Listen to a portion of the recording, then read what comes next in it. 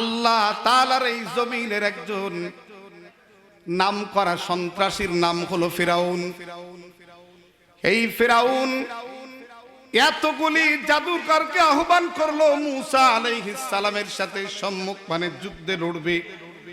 জাদুর খেলায় মুসাকে পরাজিত করে ফিরাউন সে তার সবকিছুকে বিজয়ী করে রাখার জন্য দাওয়াত দিয়ে দিল।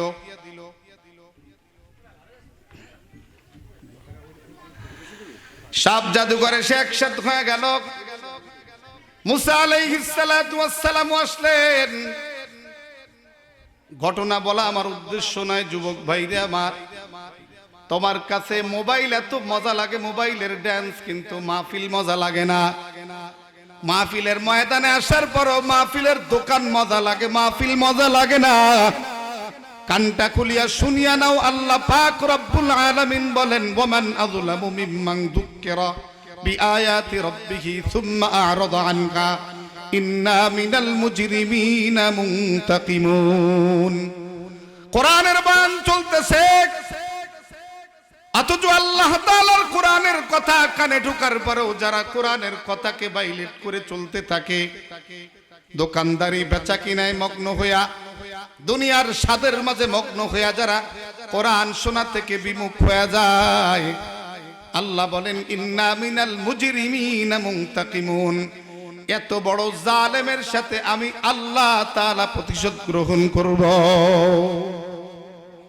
এজন্য মুহতারাম হাজিরিন, বয়ানের জন্য যারা আসছেন চলে আসেন, বসে যান, কথা শুনেন।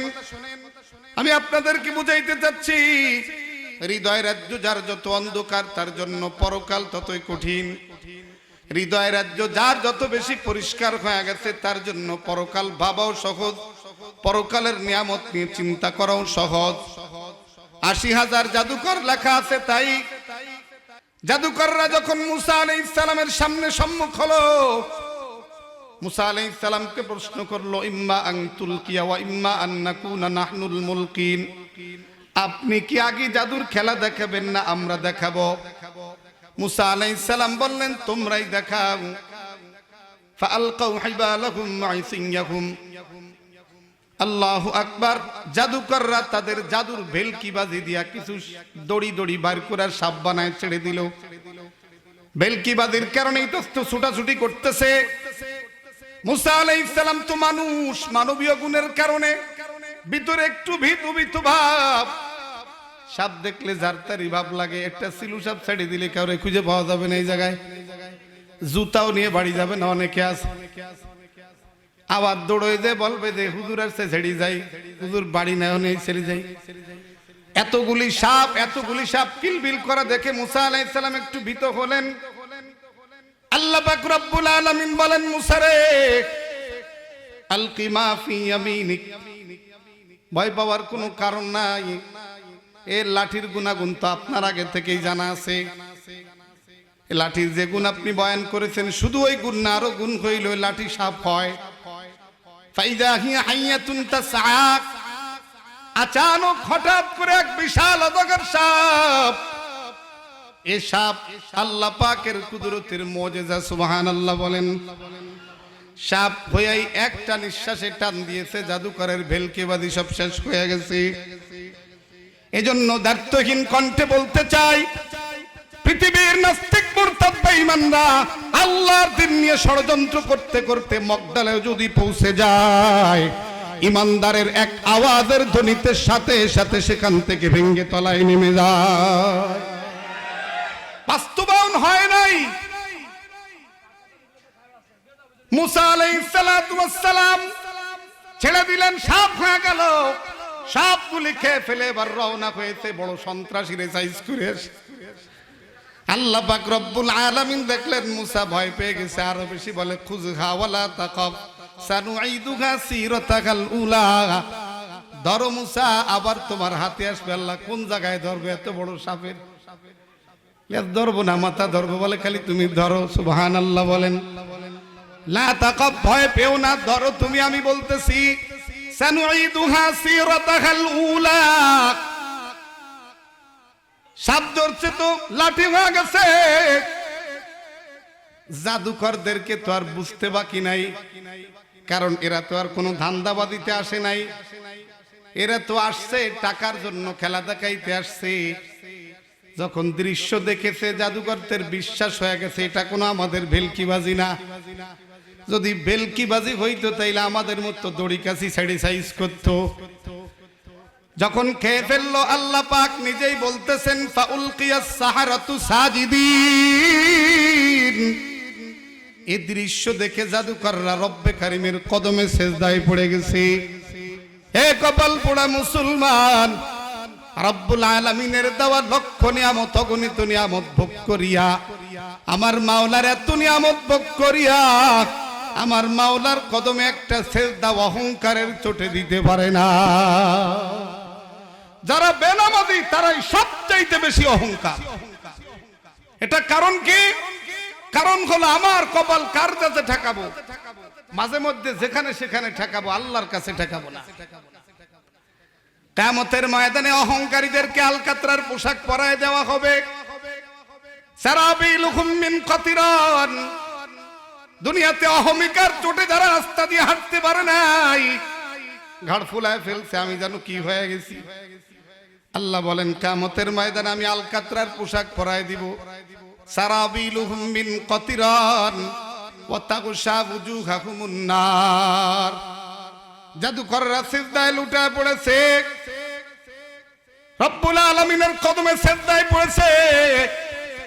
সুবহান রাব্বিয়াল আলা বলে নাই, বলেছে আমান্না বিরব্বিল আলামিন। আল্লাহু আকবার।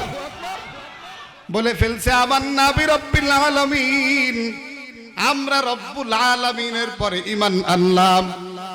রব্বি মুসা ওয়া হারুন, যিনি মুসা এবং হারুনের রব। মুহতারাম হাজিরিন, এখানেই ছিল মূল রহস্য।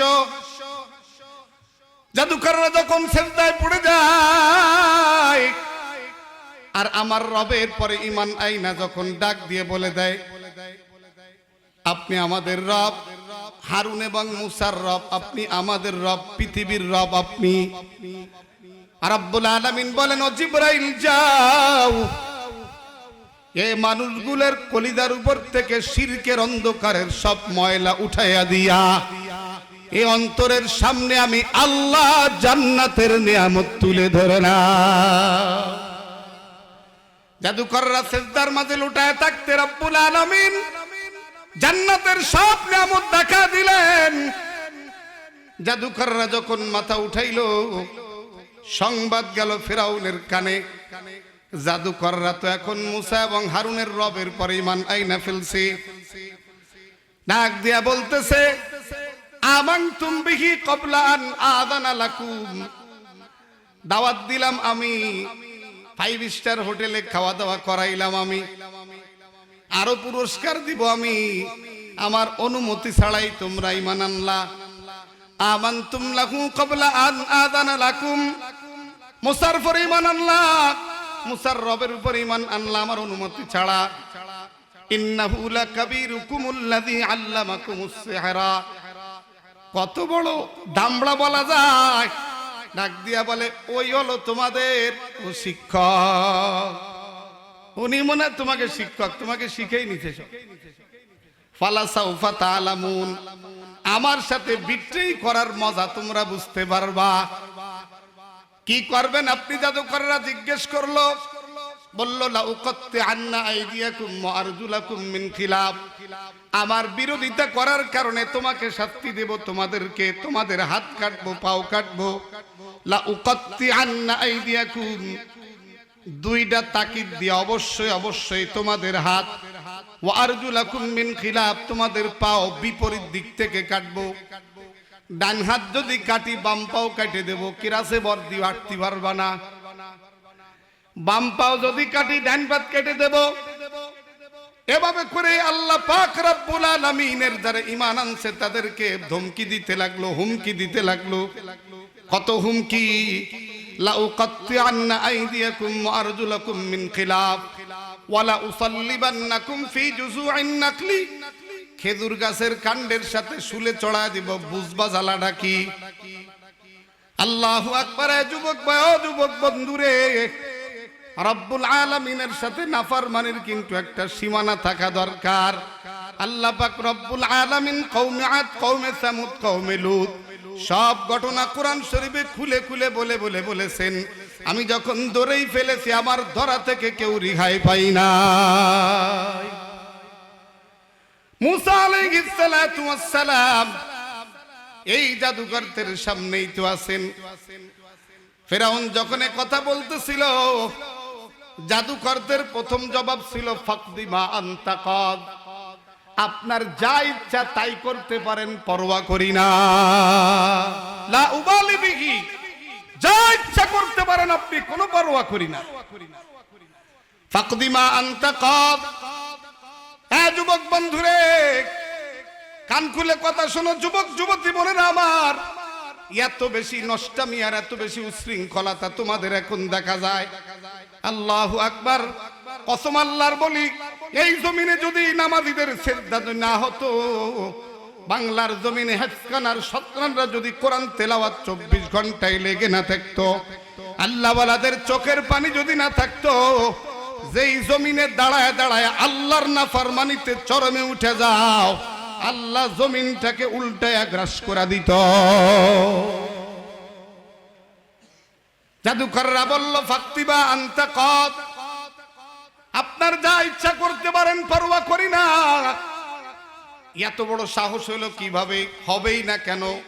ইন্নামা তাকদি হাযিহিল হায়াতিদ দুনিয়া, এ ফয়সালা তো শুধু দুনিয়ার জীবনের ফয়সালা। কথা বলেন, জোরে বলেন। এ ফয়সালা তো দুনিয়ার উপরের ফয়সালা। মাটির তলের কোনো কিছু করার যোগ্যতা তোমারে দেওয়া হয় নাই। ইন্নামা তাকদি হাযিহিল হায়াতিদ দুনিয়া। ওরে ফেরাউন, হাত কাটবা, পাও কাটবা, শুলিতে চড়াইবা কতক্ষণ পর্যন্ত? জান যতক্ষণ আছে ততক্ষণের পর তো আর কিছু পারবা না। ইন্না আমান্না বিরাব্বিনা লিয়াগফির লানা খাতায়ানা। জাদুকররা বলল, আমরা আমাদের রবের পর ঈমান আনছি, আমাদের গুনাহ আমাদের মালিক মাফ করে দিবেন। সুবহানাল্লাহ বলেন।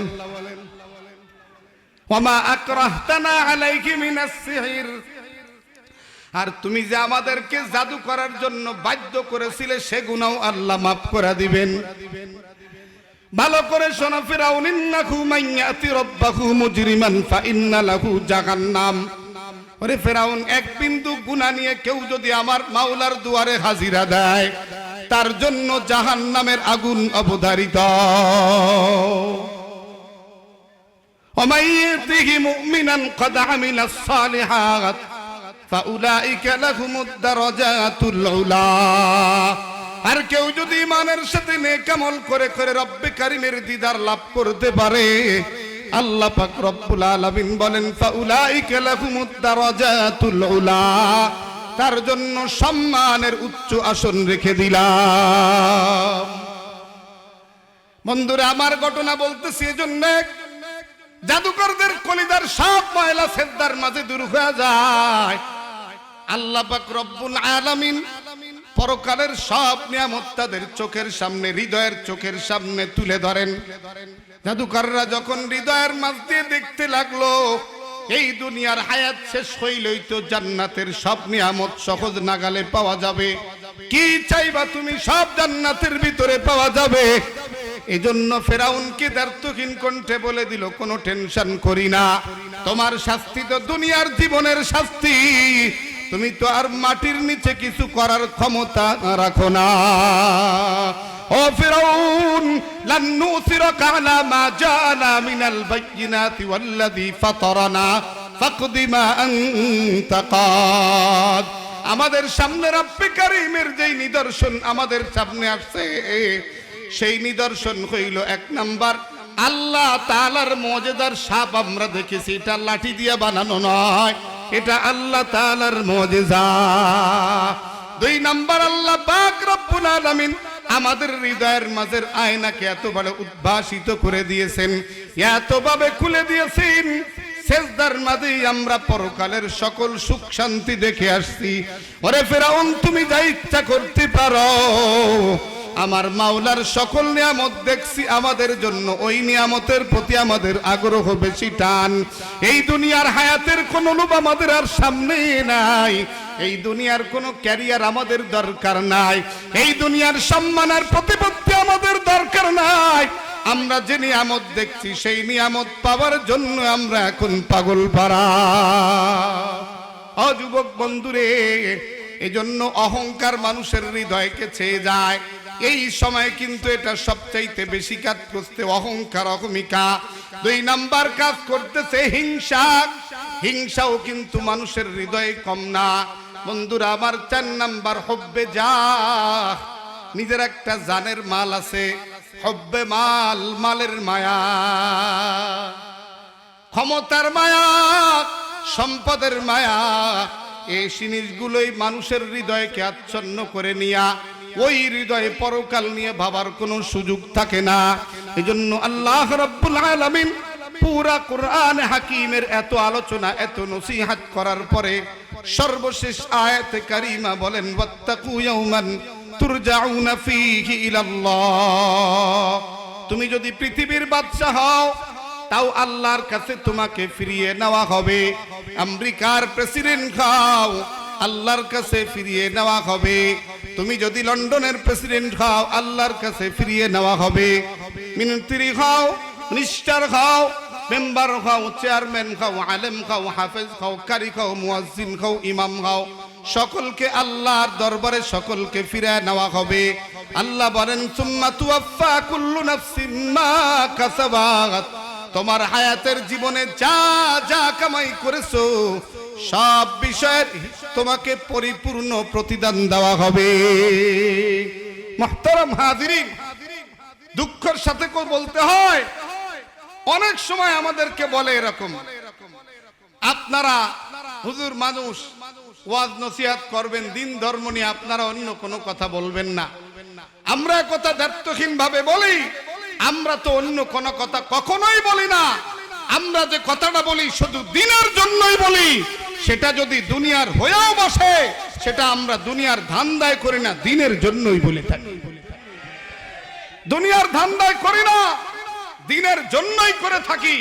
আল্লাহ আমাদের কাছে দিন হেফাজত রেখেছেন। কেন?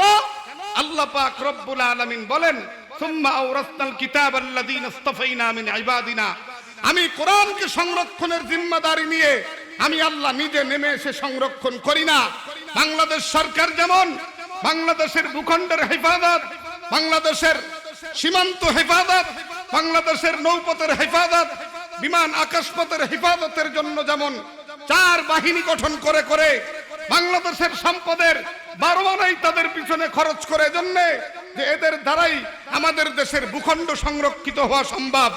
যেদিন থেকে চাকরিতে ঢুকে সেদিন থেকে তার সবকিছু, তার মা বাবা, তার শ্বশুর শাশুড়ি, তার সন্তানাদি, এমনকি লোকটা মারা যাওয়ার পরেও তার স্ত্রীর জন্য এ সরকার ব্যবস্থা রাখে না। রাখে না? জোরে বলে। কেন রাখে? তার পূর্ণ যৌবনটা দিয়ে দিয়েছে দেশের জন্য। শপথ করে বলেছে, আমার 17 বছরের যৌবন শুরু, 34 বছরের যৌবনটাকে আমি দিয়ে দিলাম দেশের জন্য। আমার জীবনটা বিলীন হয়ে গেলেও কেউ প্রশ্ন করবে না। সুতরাং সরকার কমিটমেন্ট দিয়ে দেয়, তুমি যদি এই ওয়াদা পালন করো, তাইরে তোমার জন্য আমার এই অফার থাকলো, তুমি মারা গেলেও তোমার পরিবারকে টানার দায়িত্ব সরকার নিয়ে নিছে।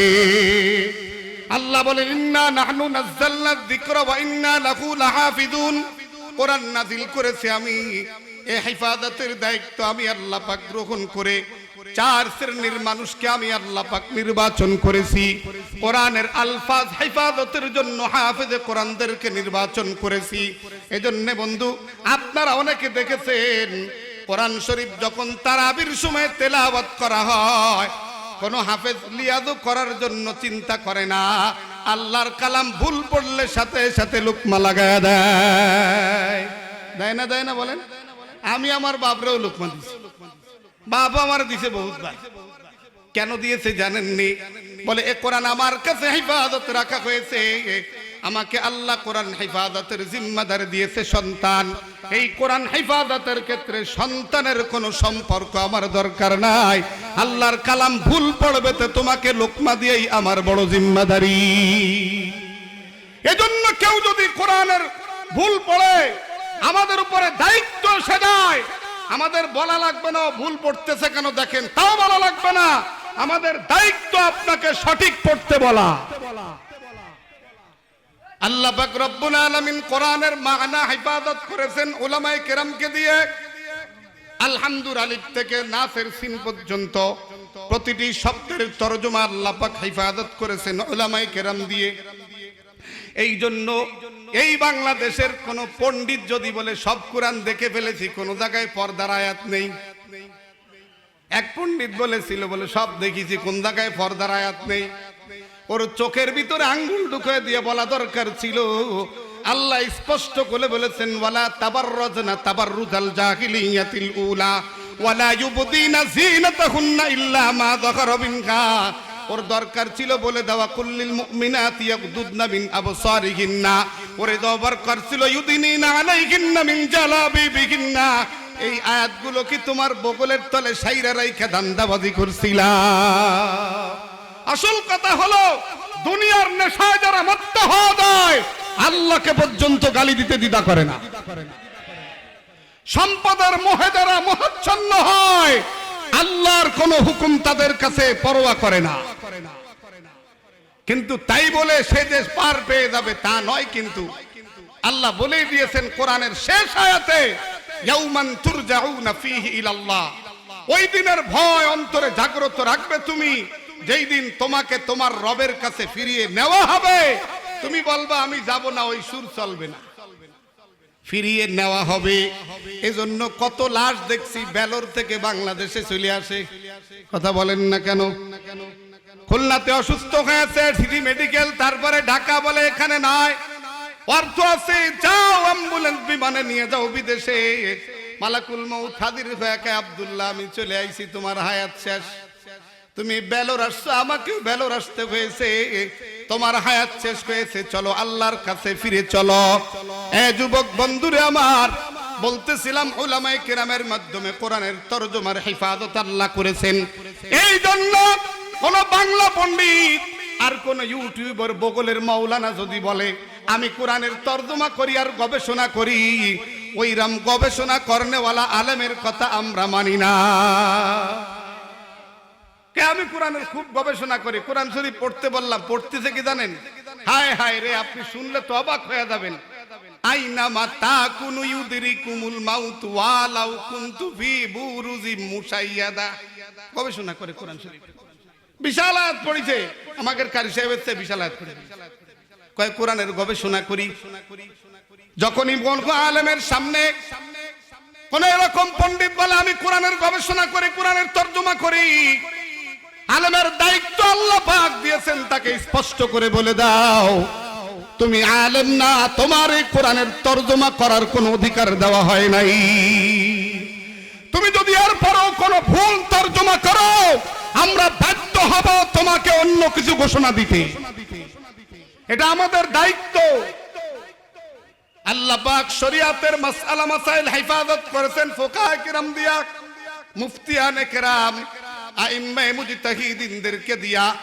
এই জন্য পৃথিবীর কোন দুনিয়া ভোগী মানুষ, কোন নারী ভোগী মানুষ যদি কোনো মাসলা দেয়, কোন সম্পদ ভোগী মানুষ যদি কোনো মাসআলা দেয়, এটা যদি শরীয়ত সম্মত না হয় তাহলে মুফতিয়ানে কেরাম জীবন বাজি রেখে হলো আল্লাহ তাআলার দ্বীনের হেফাজতের জন্য, এই সঠিক মাসআলা বাস্তবায়নের জন্য জবান থেকে সঠিকটা বলে দেওয়া তার জন্য জরুরি।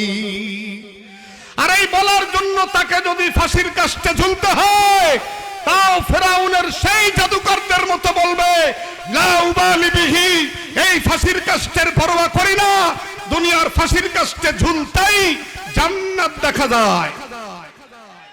এটাই কথা। দুনিয়ার জালিমের ফাঁসির কাষ্ঠের মাঝে জান্নাত দেখা যায়, দুনিয়ার জালিমের হুমকির মাঝেও জান্নাত দেখা যায়। তবে সেইটা দেখার জন্য একটা পরিষ্কার হৃদয় লাগবে। সমাজের সাথে গোলাম কণ্ঠ চলে সেই হৃদয় আসবে না।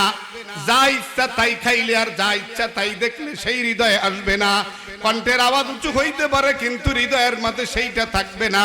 এই জন্য হৃদয়কে পরিচ্ছন্ন আর ফর্সা করার জন্য আল্লাহ পাকের পাঠানো পদ্ধতি আর তরিকা ব্যবহার করতে হবে। আল্লাহ আমার নবীকে মুজাক্কি করে জমিনে পাঠাইছেন।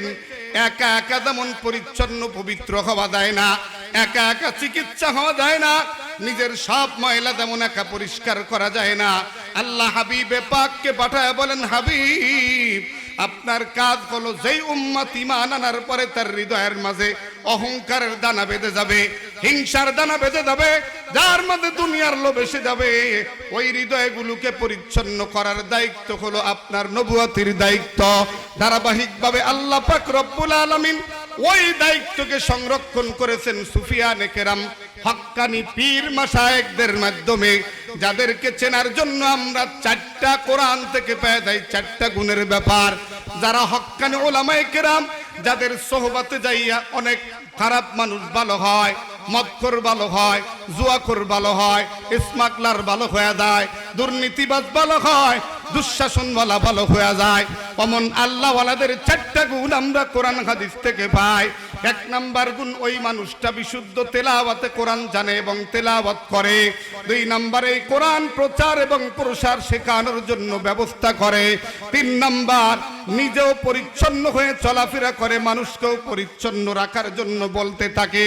4 নাম্বার, মুহাম্মাদুর রাসূলুল্লাহ সাল্লাল্লাহু আলাইহি ওয়াসাল্লামের দেখানো পদ্ধতিতে জীবন যাপন করে, শেখানো তরিকায় জীবন যাপন করে। এই 4 মাধ্যম যার কাছে পাওয়া যাবে 4 গুণ, তিনি হলেন আল্লাহর পক্ষ থেকে ওই তাসাউফের হেফাজতকারী, তাসকিয়ায়ে নফসের ওই আয়াতের হেফাজতকারী। হক্কানি পীর মুরিদি যাকে বলা হয়, ওটাই হইল সেই সংরক্ষিত ব্যক্তি। এজন্য বন্ধুরা আমার, এই পৃথিবীর জমিনে যারা এই দায়িত্বশীল যারা ছিলেন, ওই মানুষগুলি ধনে জনে যদিও ছিলেন না বড়, কিন্তু সেই মানুষগুলির কবরের পাশে আজও দুনিয়ার রাজা বাদশারা দাঁড়ায় যায়। মুকুটহীন সম্রাট হওয়ার কারণে আমরা দেখতে পাই নির্বাচনের সময় অনেকেই তাদের কবরের কাছে দাঁড়ায় বলে, বাদান কিছু দিলে হয়। আল্লাহ পাক বলেন, ওই জায়গায় চাওয়া লাগবে না, আমি দেখাইতেছি। উনি তো আমার গোলাম ছিলেন, মুকুটবিহীন সম্রাট হয়ে আছেন। তুমিও যদি আমি রব্বে কারীমের কাছে এসে যাও, তুমিও যদি অহংকার অহমিকা ছাইড়া আমি আল্লাহর গোলামিতে কদম দিয়া দাও, আমি আল্লাহ তোমাকে দুনিয়াতে মুকুটহীন সম্রাট বানাই দিব। মুহতারাম হাজিরিন, এই জন্য বলতেছিলাম, দিন আল্লাহ হেফাজত করেছেন উলামায়ে কেরামের মাধ্যম দিয়ে। সুতরাং দিনের উপরে কোনো আঘাত যদি আসে, উলামায়ে কেরামের উপরের চাপ আছে, সেই দিনকে হেফাজত করার দায়িত্ব। এটা মনে রাখতে হবে ভালো করে, নইলে আপনি মনে করবেন হুজুররা মনে খালি আমাদের গল্প শোনায়। না, আমাদের উপরের সবচেয়ে বেশি চাপ আমার ঈমান, আমার দ্বীন, আমার পরকাল, আমার আখিরাতকে ঠিক রাখাই হলো আমার দায়িত্ব, ইলমে দ্বীনের প্রাপ্ত দায়িত্ব। এজন্য আল্লাহ বলেন, হাকিকুন আলা আল্লাহ আকুল আলাল্লাহি ইল্লাল হক। আল্লাহ রাসূল বলেন, আমার উপরে অর্পিত দায়িত্ব হলো আমি আল্লাহর ব্যাপারে সত্য কথা বলি, কোনো মিথ্যা কথা বলা আমার কোনো অধিকার নাই। মুহতারাম হাজিরিন, আমার যুবক বন্ধুরা, এজন্য নিজের দিলকে ইসলাহ করা দরকার। এই সমাজের ভিতরে যত অনাচার, এই ইসলাহ না থাকার কারণে, সংশোধন না হওয়ার কারণে, হামচুনিমান ডাঙ্গর নিজ, পার্সিতে একটা কথা আছে প্রবাদের মতো, মানে হামচুনিমান দেগার নিজ, আমার চাইতে বড় কেউ নাই। এই অহমিকার কারণেই সমাজে সবচাইতে বেশি অনাচার সৃষ্টি হয়ে চলতেছে, আর কোনো কারণ নাই। মুহতারাম হাজিরিন, এইজন্য কোরআনে পাকে আল্লাহ পাক রব্বুল আলামিন বলতেছেন, আল মুলকু ইয়াউমা ইযিনিল হাক্কুলির রহমান। পৃথিবীর বাদশাও যদি হয়ে দুনিয়া থেকে বিদায় হয়, কিয়ামতের ময়দানে আল্লাহ তার সামনেও বলবে, আজকের সত্যিকারের রাজত্বের মালিক আমি আল্লাহ। এই দিনটা কাফেরদের জন্য বড় কঠিন। আল্লাহ পাক বলেন, ওই দিন কাফেরদের যে কাজটা হবে, আজকের দুনিয়াতে হয়তো সামান্য কোনো গরমে চোপা দিয়ে কত কথা বলা সহজ হয়ে যাচ্ছে, কিন্তু কিয়ামতের ময়দানে আল্লাহ বলেন, ইয়াদুয যালিমু আলা ইয়াদাই, ওই জালিম, ওই কাফের, ওই বেঈমান, আল্লাহর অহংকারী, সে নিজের হাত চাবাইতে শুরু করে দিবে, আফসোস করে বলবে ইয়া ওয়াইলাতা লাইতানি লাম আত্তাকিজ ফুলানান খলিলা। দুনিয়ার ধোকায় পড়ে, দুনিয়ার মায়ায় পড়ে, সম্পদের মোহে পড়ে, চেয়ারের মোহে পড়ে আমি যে অমুকের সাথে বন্ধুত্ব করেছিলাম, কেন যে করেছিলাম, আজকে আমার হাসর নাসর তাদের সাথে হতেছে। অথচ আমি যদি রাসূল পাকের সাথে অথবা উলামায়ে কিরামের সাথে, ওয়ারাসাতুল আম্বিয়াদের সাথে যদি সম্পর্কটা গভীর রাখতাম, আজকে আমার এই দুর্দিন হতো না। ইয়াদুয যালিমু আলা ইয়াদাইহি ইয়াকুলু ইয়া লাইতানি ইত্তাকালতু মা'আর রাসূলি সাবিলা। মুহতারাম হাজিরিন, এজন্য আমাদেরকে কথা বলতে হবে, আমাদেরকে ধৈর্য ধারণ করতে হবে। জি, আমাদেরকে ধৈর্য ধারণ করতে হবে। রাসূল করিম সাল্লাল্লাহু আলাইহি সাল্লামকে নির্যাতন করে যখন আল্লাহ পাক হিজরতের হুকুম দিলেন, আল্লাহর নবী সাল্লাল্লাহু আলাইহি সাল্লাম বের হয়ে গেলেন, চলতেছিলেন। এরপরে যখন মক্কার পথ চোখে পড়ে গেল, নবী পাকের অশ্রু সিক্ত হয়ে গেল মক্কার টানে। আল্লাহ ডাক দিয়ে বলেন ইন্নাল্লাযী ফারাদা আলাইকাল কুরআন লারাদ্দুকা ইলা মাআদ হাবিবে কিবরিয়া। আমি আল্লাহ পাক আপনার কাছে কোরআন নাজিল করেছি, কোরআনের জন্যই আপনাকে মক্কা থেকে বের হতে হয়েছে। আমি আল্লাহ আপনাকে আবার মক্কা বিজয়ী ভাবে ফেরত দিয়ে দেব। সুবহানাল্লাহ বলেন। এই জন্য আমাদের ভয়ের কোনো কারণ নাই। কোরআনের কথা বলতে গিয়ে কেউ যদি জুলুম স্বীকার করে থাকে, আল্লাহ পাক রব্বুল আলামিন দুনিয়াতেও যদি সুযোগ না হয়, কিয়ামতের ময়দানে বিজয়ী বেশে জান্নাতে চলে যাবে। এটা মনে রাখতে হবে। এজন্য আমাদেরকে সজাগ হতে হবে, নিজের আমল শুধরাতে হবে। গল্প দিলে হবে না, বাতাস পাল্টে গেলে সব হবে না। আমার চরিত্র বদলাইতে হবে। আমি দুর্নীতিবাদ, আমি গাঁজাখোর, আমি মদখোর, আমি হিরোইনখোর, আমি গাঁজার ব্যবসা করি, আমি সুদের ব্যবসা করি, আর বললে হবে বাতাস পাল্টে গেলে হবে? আল্লাহ পাক এটা করবেন না। ফজরের নামাজ আর জুমার নামাজে যেমন মুসাল্লি সমান হবে, বাতাস পাল্টে যাবে।